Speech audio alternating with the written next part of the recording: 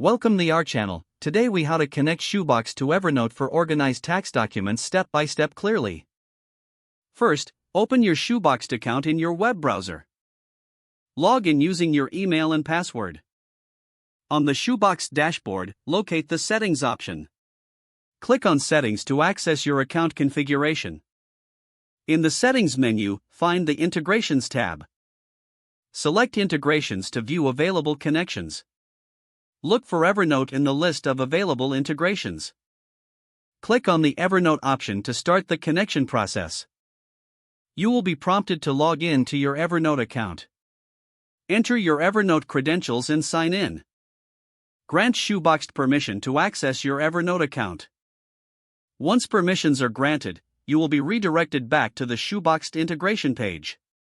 Here, you can customize how your tax documents are organized in Evernote. Select the default notebook where you want Shoeboxed to save your documents. Choose any additional settings, like tagging options based on your preferences. After configuring the settings, click Save to finalize the integration.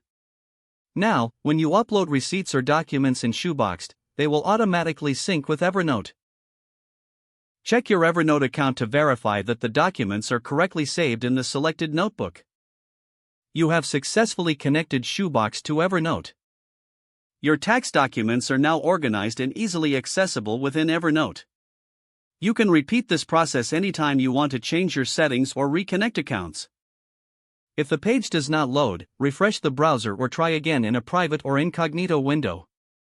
Make sure you are using the correct email address, then retype it carefully to avoid small typo. If your password is not accepted, use the reset option and create a new strong password you can remember.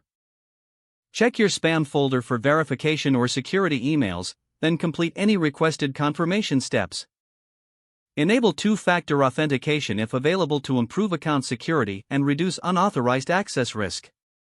After signing in, review your profile details so your contact information and settings are accurate and current. If you see an error message, note it down and try again after restarting your device and internet connection.